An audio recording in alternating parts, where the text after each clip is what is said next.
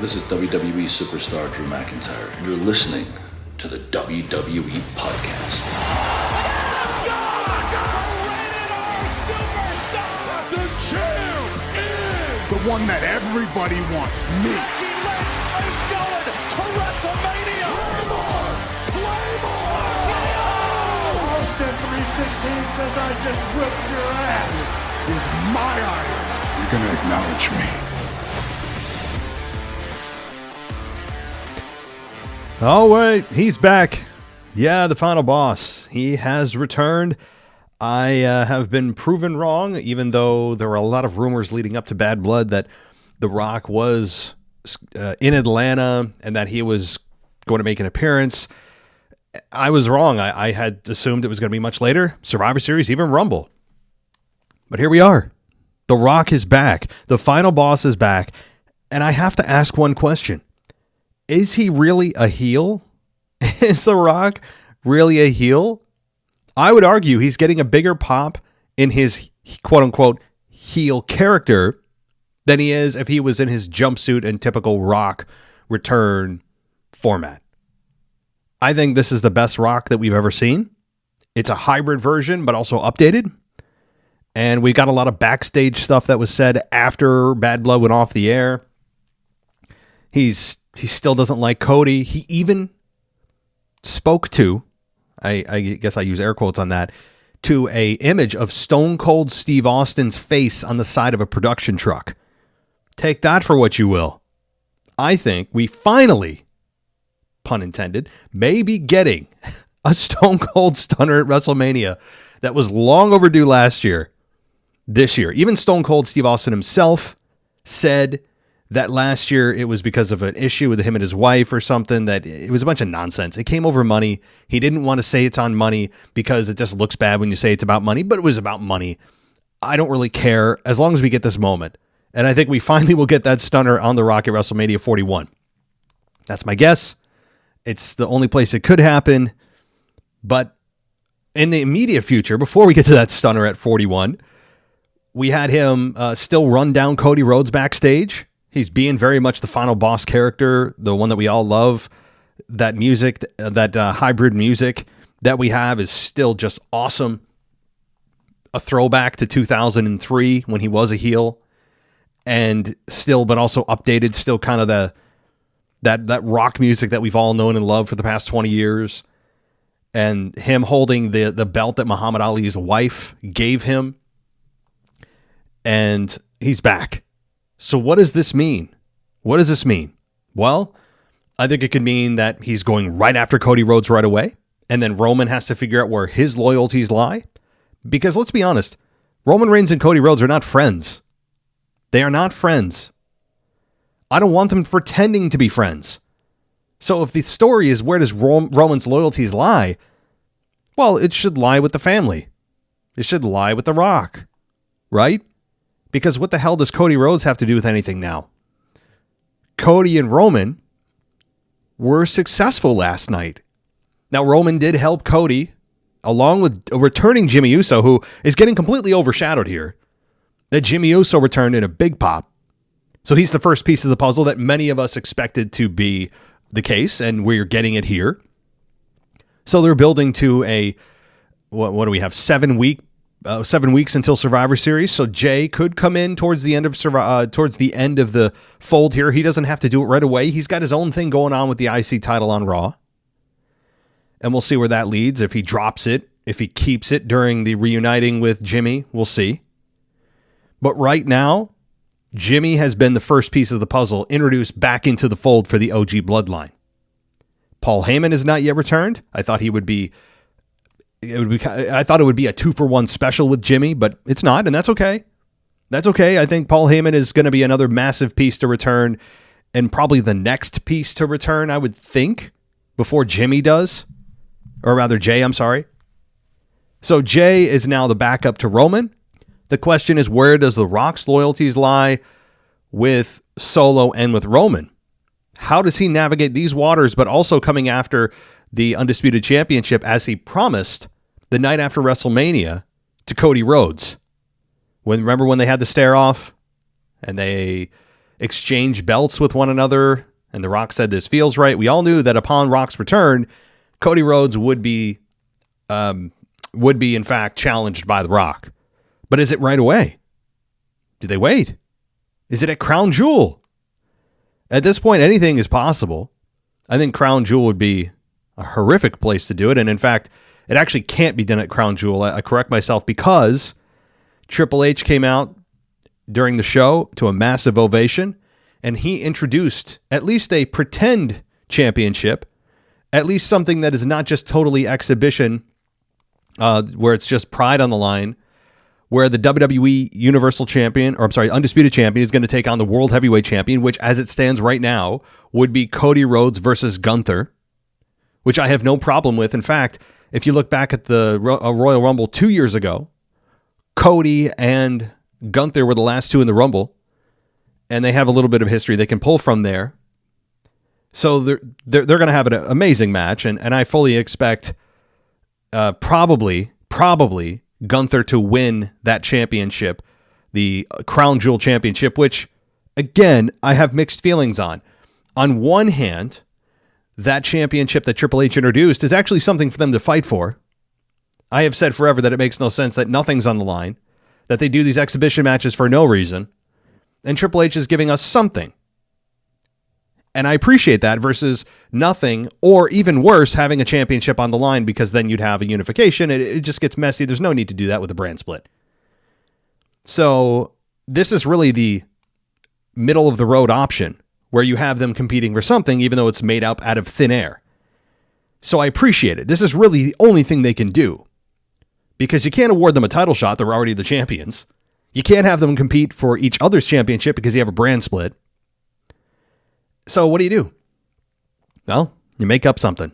So the question is, whoever wins this, which I assume is going to be Gunther because The Rock may interfere.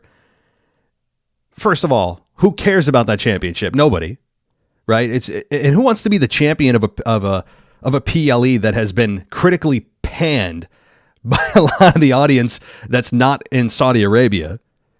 I mean, these Saudi shows are some of the most, even you hear the crowd boo. You heard the crowd boo. Because they're like, yeah, no one cares.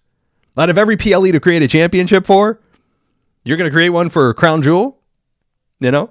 But I don't blame Triple H for doing it. I'm sure they're self-aware enough to understand that a lot of fans have a lot of negative emotions towards Crown Jewel because of everything that Saudi Arabia stands for, and the blood money scandal, and a lot of cultural and political issues with Saudi Arabia, which are just facts. And I don't want to go through them chapter and verse here. Just there's a lot of issues with women specifically in the country. But moving on, WWE, Triple H created a championship here. And again, they're creating a championship for a PLE that no one wants to be champion of, much less even be involved with. I'm sure, like a lot of the talent are kind of hanging their heads like, well, I'm getting a good paycheck, I'll go. Also, when Gunther wins this, if he does, is he going to carry this around too? Are we supposed to care that this is a thing that he's going to defend? How does he defend it? I would hope that it's just something he holds up at the PLE, pretends that we're all supposed to pretend that it's something prestigious and valuable that he won, which is essentially a prop. It means nothing. In fact, I think it's a detriment to championships. But I would hope after that, after we get the photo op and the picture that goes on WWE.com and all that, that he just either tosses it in the garbage or he just puts it on a mantle in his home and we all forget about it and never talk about it again until next year where he'll defend it. Or he doesn't. I mean, and also, if he doesn't defend it next year, there's just going to be infinite number of champions that are the champion of Crown Jewel, because you can't defend it if you're not the champion. It's kind of weird. At the same, it sounds like I'm complaining. I'm just giving you the reality of how most fans view this event at Crown Jewel, which is not in a bright light. And I think that it's Triple H. Triple H is doing something, and so it sounds like a complaint, but it's really not, because there's no other option here other than leaving things as they were and having them compete for nothing but pride, which is, that's an option. But anyway, so we have a championship no one's going to care about in the Crown Jewel Championship, which the belt looks fine. I don't have any issues with it, I guess. And it is what it is, and it'll be Cody versus Gunther. The Rock will probably interfere. and then we'll be off to the races here with finally getting into Survivor Series, which I think at that point, after PL, I think Jay, if we're going to make these big puzzle pieces come back at big events, I think Jay is probably slated to come back at Crown Jewel to help his brother. He may be competing in a championship defense at Crown Jewel or on a, maybe even on a Raw after that or before that, because WWE has no issue with, there's a world championship match with Gunther and Sami Zayn on Raw tomorrow night. So there is that. And so they could easily do this off of the PLE, which is fine. And having Jay come back, I think, at that event to complete part 2 of the reuniting of the Bloodline is going to be a lot of fun. And again, maybe Sami Zayn, after the after the loss to Gunther, is the final piece to be brought into the fold for Survivor Series, which I fully expect when it comes to the War Games match. So that's probably how it happens. Jay is the next piece after Jimmy and Roman maybe get beat down, and here comes Jay, and the crowd's going to lose it. So how was the rest of the event beyond the big Rock return, which biggest pop I've heard in a while? And, we shouldn't even discount that match because it was a very well done, very kind of very strategically done match. One that saw everybody work as expected. Once again, protecting Jacob Fatu was important as Solo Sikoa takes the pinfall here, which I have no issue with, because if they're trying to build Jacob Fatu, and they have done a nice job here, you don't want him taking the pinfall. He can now still claim he's undefeated. He was part of a team that lost, but he wasn't the one that took the fall, so that's his out. And the interesting piece is, where does The Rock land? I mean, that's going to be the key to building this whole thing. And the more that I look at this, this is my final piece on this, and then I'll move on to something else. There's a lot more to talk about here on the show. With The Rock coming back so early in the year, I really didn't expect it to be this early. That leads me to believe that it's not going to be Rock versus Cody at WrestleMania 41, because you can't build this for 6 months. All right. You may say, well, they built Drew and Punk for 6 months. They had to. Punk was injured for 4 out of those, really 8 months, 9 months, 10 months, whatever it was. Punk was injured for nearly half of that time. And they did a nice job of kind of piecing it over time. And they had 3 matches. And we'll get to that match, which I really loved. But in the case of Cody and Rock, you can't build it over this much time. From now until mid-April, that's November, December, January, February, March. It's 6 months, half a year. They're not going to do that.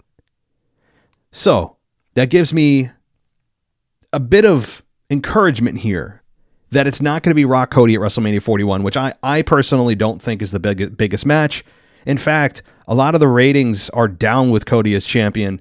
Not all his fault, but generally the ratings are not good with Cody as champion. You can go look at them yourself. And am I blaming that all on Cody? No, but it's never good when the ratings dip. Even if it's not your fault, it's just kind of the cyclical part of the year. It's never good when you're champion and the ratings drop, and they drop consistently. It's not good. So we'll see what happens here, but there's a very good possibility that The Rock becomes champion. Very good possibility that The Rock becomes champion when he faces Cody Rhodes. Now, the question is, if he's not facing him at WrestleMania, 2 questions out of that. Who is going to face Rock at WrestleMania?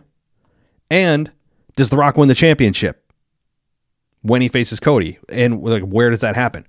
So my best guess is that the Rock versus Cody Rhodes matchup happens at Survivor Series.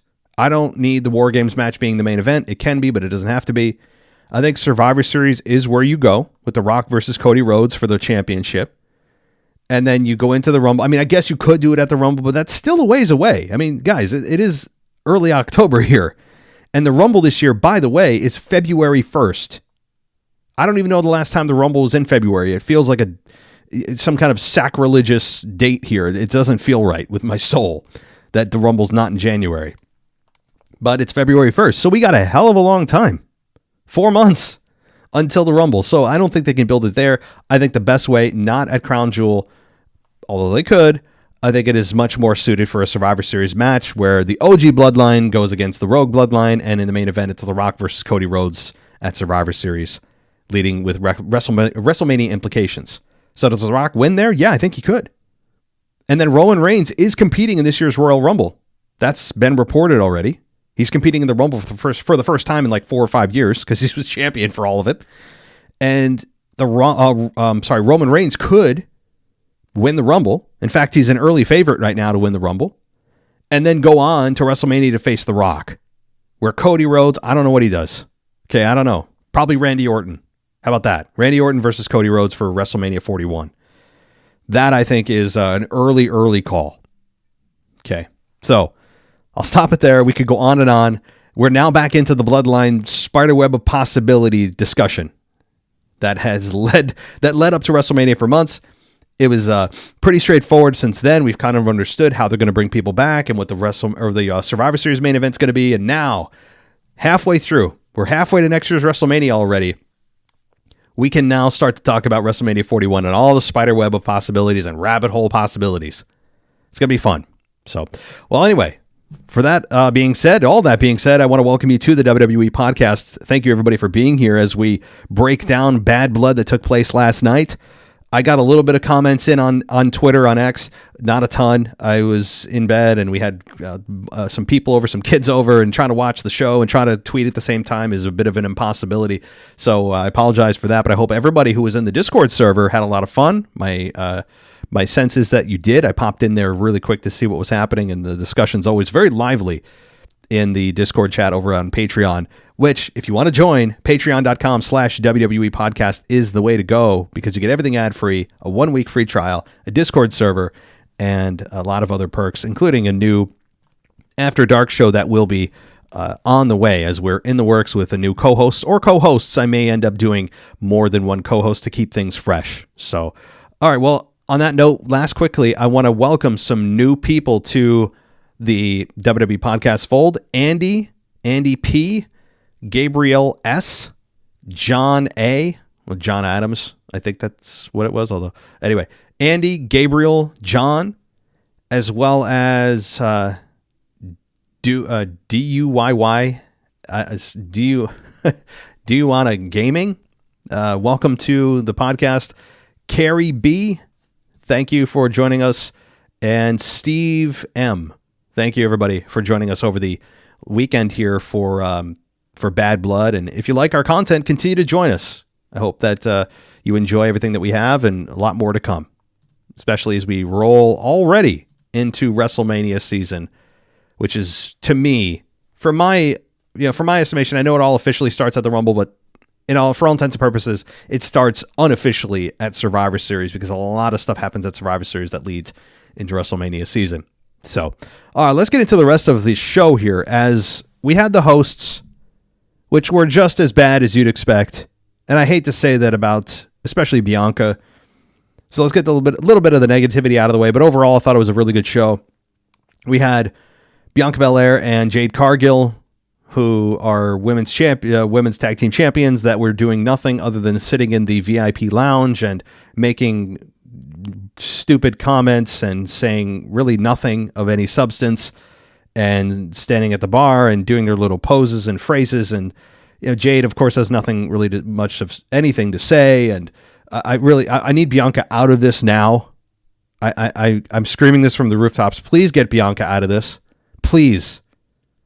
She is a top tier talent that you've sacrificed now too long at the behest of trying to get Jade over. And I appreciate that, but there has to come a point where it's enough is enough. And I think we're at that point. I'm not saying Jade is going to fail, but we're going to find out. It's time to see if she will. She's a grown woman, and it's time to see if she can swim or sink. All right, let's go. I'm done with the whole team, because I hate seeing Bianca, and I hate that I hate seeing her, if that makes sense. When I see her, I hate myself for hating that I don't like watching her, because we're getting the worst version of Bianca in this obnoxious, mean girl, just really the worst version of Bianca. You guys know what I can't really quite eloquently put it into words, but you know what I mean. And I think that the fans are kind of done with it too, as we anyway. So they were hosts. Peter Rosenberg was in and out of there too, and We had some other big stars in there. DDP, I guess, was there, and some others. You know, a lot of cameo appearances from stars, too. Arn Anderson was in the crowd. We had Goldberg. We'll get to that with Gunther, which was just an A-plus segment. Gunther continues to just elevate himself into legendary status. We'll get to that. Who else? Jacqueline was there. Mickey James was there. That was a lot of fun. Booker T was there. A lot of big names. Which was a lot of fun to see. And I enjoyed the hell out of that, seeing the stars there. And seeing them there, which you never saw in any PLE. They made this PLE feel big because of the star power. Even if it's the stars of yesteryear, I don't care. Having them in the crowd made all the sense in the world. Made the event feel bigger. The one thing I'll say generally about the crowd, I wasn't very impressed with the crowd. Now, I'm not comparing them to the overseas crowds, okay? I have had my issues with overseas crowds, as you guys know, because they're louder, but loud for loud's sake, and they've got their own agenda. They supersede anything that's going on in the ring for their own sports chants that they just literally chant for 3.5 hours, which is obnoxious. As a fan from the United States, I'd probably speak for many of us here in saying that it's, you know, when you hear the same chants and songs over and over, that sounds like you're watching a soccer game overseas that you have no interest in. It sounded like that for a lot of the events, and I don't care how many decibels. I don't care if they broke the decibel meter. The volume is not just a upward graph. Like if there's a satisfaction graph here on the x-axis and on the y-axis, it's decibels. It's not a straight line of more decibels equals more satisfaction of watching the show, because it depends on what they're reacting to. If they're just reacting for reacting's sake, I really have an issue with that. But I have to say, not comparing them to the overseas crowds because they are a different breed. Comparing them simply to just typical United States crowds, I wasn't impressed. They were quiet for a lot of it. Even during the CM Punk entrance, I don't know what it was. They sang along a bit, but it wasn't like an overwhelming reaction for Punk. And they were the first match out. And the reaction for Punk was, I don't know, I expected much louder. And it wasn't. The crowd wasn't dead, but I guess my expectations for a event like this in a big city are higher, even if you're in the United States. I have a bigger expectation. And Atlanta, I think, fell short a little bit. And again, they weren't terrible. They were just at times, I'm like, are you guys still, hello, you guys there? I wanted to like wake them up, like tap them on the shoulder, like, hey, you see what's going on here? Can you guys react a little bit? That's what it felt like. Not for the whole show, but just certain moments I wanted to just, wake them up. Anyway, so now that I've endeared everyone to the city of Atlanta, and I've endeared myself to them, let's talk about the first match here, which was Drew and CM Punk. Really like this match. I mean, I've got nothing negative to say, and you guys know if there is something negative, I'll certainly bring it to your attention. I have nothing. Was it a 5-star? No, it wasn't. But everyone defines 5-star differently. I don't need a 5-star match being, the typical NXT matchups that a lot of people point to. To me, gymnastics, maximizing gymnastic ability in a pro wrestling match is not a 5-star match. I know that's how nowadays most people define 5-star. I don't. I'm more about story. I'm more about pacing. I'm more about stories within stories in the match and promos and things. I guess in my old age here of nearly 40, I'm a little more old school when it comes to that. I'm not about the gymnastics part of pro wrestling because that results inherently in a lot of underselling and more of just cool moves. Don't tell Ricochet that. He'll probably, wet himself. But I thought this match was really good. From the beginning, the pacing, the staring, they didn't go 100 miles an hour, which I really appreciate in today's environment. I think it was a well done psychological match that really has been the main driver for this whole thing is the hatred for one another. How long this has gone on, how it's affected their personal lives. And they just did a stellar job from a in-ring psychology standpoint. The bumps they took were, both men absolutely must be waking up today, and the first thing they're thinking is, oh my God, right? That's the first thing they're thinking in their minds, because their bodies were punished, both men. Especially that, I mean, a couple of bumps that Punk took were brutal.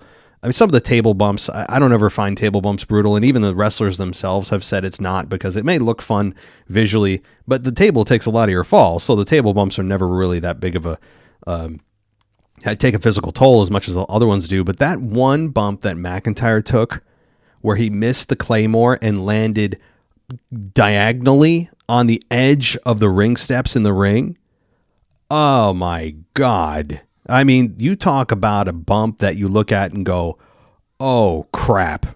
You know, you're waiting for the X sign. Even the referee goes back quickly when he saw that, and he made sure that, that Drew was squeezing his hand. That's obviously the big thing they do is have the wrestler squeeze the hand of the referee to let them know they're okay. And that's what the first thing the referee did, which he should. And it was well done. And I thought that one scared me, but they didn't go outside the Hell in a Cell, which I appreciate too. I appreciate they didn't go outside the cell, because not every Hell in a Cell needs to have a bump off the top of the cell to be good. It also defeats the purpose of what the cell is meant for, which is to keep both competitors in the ring. So you can have that occasionally happen, but I don't need it all the time. So we had that. We had tools being used from a toolbox. We had a shot to the head that was pretty brutal from the tool box on Drew that busted him open. We had some wrenches being used on the skull of both Punk and Drew. Punk got busted open as well, as we all expected. We had the moment where Punk said that Drew was going to bow to him or pray to him, and he looked like he was going to, and then gave Punk a low blow, which is very Drew-esque, and it made sense given the story that we had of Drew being low blowed by Punk several times to cost him a championship. So it made total sense to me that happened, and it was a lot of fun. I will say, the one spot that he had where Drew brought out the little beads that were in the bag, I thought were thumbtacks. I'm sitting there going, oh, here we go, thumbtacks. And I was going to make the call that they were going to bring him out, and I said, nah, it's not quite. It's still a little too much these days, and they didn't. It was just the beads. So I was a little disappointed that it was the beads. But first of all, where did he get all those? And he shoved them in the mouth of Drew, and it was very much a poetic justice. And the knee wrapped in the chain that ended the match with the GTS. That was a fun ending to the show. Landing on the beads, though, were probably in some ways more painful than thumbtacks, because I mean, think about when you step on one of your kids' toys, or any of the beads that are little toys they have around the house. If you do have kids, hurts like hell. Imagine being tossed on it, thrown as hard as you can on it. Whoa! I mean, that had to actually hurt. So that was still kind of a weird spot, but I understood it. And so just a really, really fun match. I actually was waiting for a pile driver. I thought for some reason, I said, you know what? What if they bring back just a pile driver for one night here? A pile driver on the steps, which would have been a callback to what Shawn Michaels did to The Undertaker at 97 in Hell in a Cell. There was a spot of a pile driver on the steel steps. They didn't, and I'm not angry about it, but I thought for a minute, what about a pile driver? Just for one spot. And they didn't. Again, fine, but it was just a well-done match. Very well done. The rivalry is over. Punk wins. Punk wins clean. No help from anyone outside. And he moves on. And as I've said in the previous show, I think what moving on for Punk means is Gunther. Now, he can't exactly challenge him right away, because Gunther is going to be facing Cody Rhodes at the Crown Jewel event in 4 weeks. So you can't have Gunther and Punk right away. That may be saved for Survivor Series, and that's fine with me, because we all know Sami Zayn he's not winning. He is not winning on Monday. No, please don't even get it out of your heads. There's no reason for it. Sami Zayn ain't winning, but it'll be fun. That's all that's all there needs to be, is just a fun match that you even have a moment of, wait. No, never mind. That's what it's going to be. So, to me, that's where Punk's headed. And you know what? We may not see Punk for a month. I don't mind if Punk takes a month off. Punk can just, live in highlights for the next few weeks as they review Bad Blood for, at least 2 weeks. They hang on to those highlights a lot, especially WrestleMania. It feels like we watched WrestleMania review highlights for like 4 months, but we do have I think a big pause from Punk, and he'll be back when Survivor Series season kicks off in a month. That's my guess. Because what's he doing for the next month? I don't know. Cutting promos on who, on what, It also gives time for Punk's body to heal. And I think at that age, he needs it. Hopefully he's not injured. I haven't heard anything that he's injured, so let's hope that he's not. And he gets a month to just recoup, recharge, and be back for Survivor Series against Gunther. So, also, didn't Triple H, I don't mean to go back, but I have a flashback in my mind that he's calling this a new era. A new era again is beginning at Crown Jewel. Did he actually say that about that imaginary championship? It's a little overdone for a championship that inherently is tainted in just negativity from fans and everything that fans talk about with the issues with Saudi Arabia. It's just a bad. That's clearly not the case. A complete over exaggeration of what those championships going to mean, which is nothing. It's going to mean nothing. So, okay, let's go on to Bayley and Nia Jax. Exactly what you expect here. Slower paced, and Bayley fought valiantly. She did have a moment where you thought she might win. Tiffany Stratton comes in, distracts the both women, nearly cost Nia Jax the match, but Nia does get the victory, and you're thinking, oh my God, she's going to cash in. She doesn't. Tiffany is not in the good graces of Nia, even though Nia retained. So, you do wonder. I thought for sure Charlotte Flair was coming out here. I am done predicting Charlotte Flair's return. I mean, did she have her leg amputated and she's working on a prosthetic? Is that what happened? I mean, I didn't think her knee injury was that serious. Perhaps they just don't have anything for her right now. But if she's still recovering, at this point, I truly believe she had her leg amputated and she's learning how to wrestle with a prosthetic. Because I don't know how she even is taking this long, if it's truly that she's not ready and that they don't have anything for her. But I don't really have much to say about this. Nia Jax winning makes sense. No one in their right mind expected Bayley to win. Nia's just getting going as champion. The dynamic of when Tiffany's cashing in, is she not cashing in, is who's going to turn on who, all of that can play itself out. I mean, I know a lot of people were thinking Tiffany Stratton was going to cash in. There's no need to rush it. No need to rush it. Nia just became champion a couple months ago. We're just learning who and what she is as champion. And you have, of course, Tiffany Stratton, who's on the up and coming, and you need to get a little bit more behind her, a little more body of work behind her before you have her cash in. And there, I think there's more story to tell there. There's no need to rush a championship change just to cash in and shock people. All right, now you have Rhea and Liv, and this match, it was good. It was a little more evenly matched than you'd expect, given the size difference between these two. Dominic in the shark cage. I thought he was suspended above the ring. He was suspended. On the side of the ring, and he played up being afraid of heights and all that. And we had Rhea taunting him, and he fell from the shark cage, but he was tied in with the chain that was there. And boy, he had a lot of faith in that chain. But Rhea then took a kendo stick to him, got a little revenge. And Rhea was winning. She was about to win. Here comes Raquel Rodriguez, who really botched that finish. It was weird. Weird finish. Crowd didn't react really strongly to Raquel. I think that'll change as time goes on, because she was certainly not suited to be a babyface. She much more is a heel. And Rhea has now somebody comparable in size that she can work with, which is going to be the big threat to Rhea.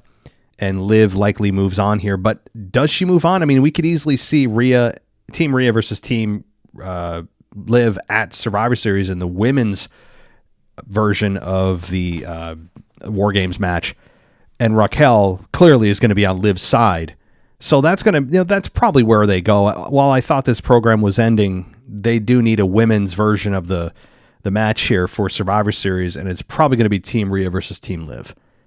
And Raquel will get more of a reaction as she moves on, cuts more promos, and explains herself a little more, and I think that's where they're going. Now, Raquel did kind of botch the finish, as she didn't hit the best Tejada bomb ever on Rhea, and then she threw Liv on Rhea as it was already a disqualification. I don't know she clearly screwed up. You can even see the frustration in her face, and Michael Cole tried to cover for her, saying, well, this is symbolic. It was a good cover by Cole. That's his job. But I think that should have been a cover. It shouldn't have been a disqualification. I think Raquel did the right thing. That should have been the right finish. Clearly it wasn't. They went with the DQ. So maybe there's just a mix up here, and her I guess her instinct was to have Liv cover Rhea and get the 1, 2, 3. That's not what happened. I think that would have been a better finish, because then Liv could say she actually beat Rhea instead of by DQ. So for me, Raquel's return was a sloppy one, but it was the right one. She's in the right role now, and Rhea having the threat of someone her size is going to be the story, as Liv continues to mouth off, but she has somebody that is essentially acting as her bodyguard that she can, mouth off and be protected. So the story doesn't seem like it's over, and it probably won't be over until Survivor Series, likely. So strap in. We're not done by a long shot with Rhea and Liv, and now Raquel's the new ingredient added here. So, but it's good to see Raquel back. I know she was going through a disease. I forget the name of it. Some crazy skin disease that she had. And obviously she seems to be in a much better place from a health standpoint. So that's good. All right. What else happened on this PLE? Well, we had Gunther. Come out and he starts just, oh my gosh. After Triple H introduced these championships, Gunther comes out and he starts running down Goldberg. He says he points out Goldberg in the crowd, and he wanted to confess to Goldberg that, he didn't actually feel that Goldberg was a hero of his. He was just, trying to anger Bret Hart or whatever. And then he turned to his son. And when he turned to Goldberg's son, Gage, I think is his name, and said that he hopes that that Goldberg is a better father than it was a pro wrestler, and the fact that Goldberg's a one-trick pony, which is exactly right. That is what got Goldberg all riled up. I thought for sure, being in Atlanta, the history of Atlanta with Goldberg, and that's where he's from, and all the moments he had in Atlanta, especially in WCW, I figured, okay, we're getting a spear here. And they didn't. The security held him back. People were chanting Goldberg, though. People were all over Goldberg there in a good way, chanting for him. He got on the ring ropes after Gunther was taken away. And yes, Sami Zayn got involved and ended up getting a few knocks in on Gunther. But no one really cared to see Sami. People were like, oh, yay, Sami's here. Cool. But what about the spear? That's what it felt like. It's like, yeah, thanks, Sami. Can we throw Gunther in the ring so Goldberg can spear him? That's what I think a lot of the fans were thinking and wanted. But they didn't get it. And you know what? I actually don't have a problem with that. Number one, you guys know I'm not the biggest Goldberg fan. I just, I take him or leave him. Doesn't do anything for me, really. But I think that's good to not make your world champion look like a fool by getting speared by a guy that hasn't had a match in how many years in WWE. That makes sense. And also, you don't want to build to Goldberg versus Gunther. Please tell me that that's not what we're doing. I don't need Goldberg Gunther. I'm okay. Goldberg can sit ringside. I don't mind. Here's what I will say. If Goldberg wants to come out and hit a spear, like if he gets antagonized again and on a heel that's not your world champion, and he wants to hit a spear or two to make the crowd happy, have at it. It's WrestleMania. It's Rumble. Whatever. You want to make a cameo appearance on the Rumble? Like, whatever. But I don't want a full-on run by Goldberg. I don't need him in any championship matches or making any of our champions look like fools. That's what I don't want. All right? We'll see. I hope this is not the start of something with Gunther and Goldberg. I don't think it is. If Vince were in charge, I would say yes, but in this case, I don't think that that's the case here. But Gunther is just, he says he's a legend in the making or something. I'm sitting there thinking to myself, hey, dude, like, you are a legend right now. Gunther is just, his look, he's refined his look with his suits. He's a good looking dude too. He's a sharp looking dude. You know, he's got it all together. He's got his promos continue to improve. That's the part that most people aren't talking about, is just how good he now is on the microphone. Does he have a few flubs? Yeah, sure. Everybody does. But they're getting less and less. He understands his character. He knows how to make you laugh, but also tell the truth and also remain a heel. So I think Gunther's in a great place right now. I wouldn't touch him as champion. There's no need to do anything with him as world champion in terms of even discussing the possibility of him dropping the belt to anyone, much less Sami Zayn. So I think everybody's in a good place here. And Sami Zayn Gunther will, I think, inevitably be the Raw main event tomorrow night. It should be. And yes, even though it's the main event, no, don't even think about this being a world title change.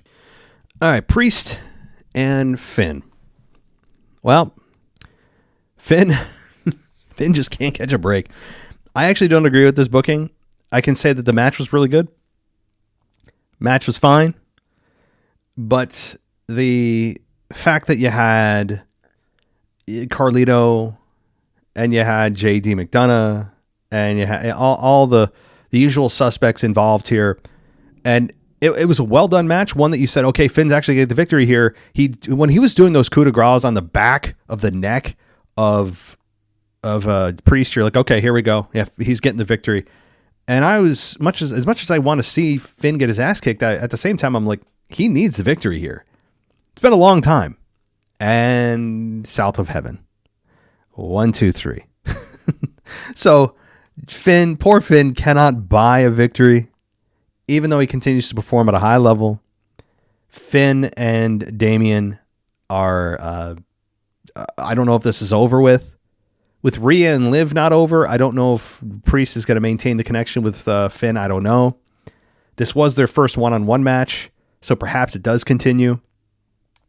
And it is maybe Judgment Day versus Judgment Day, just like it is going to be the two versions of the Bloodline against one another. They could mimic this, but you want a women's only, and I don't think they would put the men in there. So I think you're probably not going to do that with Judgment Day, because first of all, Priest doesn't have a Judgment Day. It's really like the Terror Twins, but I think that's probably gone for a while. And this match was really good. Again, it shows you how good Finn Balor is. It reminds you how good he is. The dude is a world-class athlete. I mean, he can take a bump. He is so smooth in the ring. His reversals, everything about the guy is just top notch. And the bump that he took with I think it was the Razor's Edge on the ring apron. I know it was a bump that a lot of people overlooked, but it's one that, just think about it. How hard is the ring to begin with? People think it's like jumping on a mattress. It's not. And then you hit the hardest part of the ring, which is the metal supports, the beams. There's basically no padding anyway. And then you hit that on the ring apron. Oh my God. I mean, yikes, right? Just a brutal bump. But obviously this is not one that they had Finn Balor in their minds of winning. For whatever reason, they have, I guess, more aspirations for Damian Priest. All right. So I think that did it. I think I covered everything. Punk beats Drew. Nia Jax beats Bayley. Priest beats Balor. Rhea and defeats Liv by DQ. And Reigns and Rhodes defeat the Bloodline. So overall, I enjoyed the PLE. Now it's on to the beloved Crown Jewel with the extremely prestigious and long lineage championship of the Crown Jewel belt on the line. So that's going to be very, very important as we move forward. I say that with all the sarcasm in the world, but it's coming. And I think that it's going to be a fun match either way, even if there wasn't anything on the line. I mean, you know how good Gunther works. You know how well Cody Rhodes works. And I think these two put together is going to be just, I mean, very, very good match with a imaginary championship on the line. So that'll do it for my Bad Blood review. This is kind of a co-weekend review. I know I didn't review SmackDown. We really didn't review SmackDown at all this week because it happened so quickly. And SmackDown is usually very non-consequential when it comes to the week of a PLE because it falls the day before. There's not really much change. It's just final build. And now we're off to the races here. But hopefully we have a new After Dark for you this week with a new host. So those of you who are on Patreon, you'll get that benefit to you. Those on the NXT Plus and above anyway will get a new After Dark show this week. All right, so keep on the lookout for that. If you want to join us over at Patreon and get the After Dark show as well as everything ad-free, go over there. Go over to Patreon right now, patreon.com/WWE podcast. Or you can go on Apple Podcasts. We do offer subscribers on Apple Podcasts as well, this After Dark show and everything ad-free. So if you just want to use the Apple Podcast app, most of you do, that's a good place to go and do that. So, all right, that'll do it for me for the Bad Blood review. We'll be back on Tuesday with the Raw review, but tomorrow night we'll post another fun review show, or rather fun kind of retro show that I handpick every week. So keep a lookout for that. Thanks so much, everybody, and I'll talk to you next time. Thanks for listening to the WWE Podcast. Don't forget to subscribe on your favorite podcast app so you don't miss a show, or head to WWEpodcast.com. And for all of these shows ad-free, head over to patreon.com/WWE Podcast. Until then, we'll see you next time.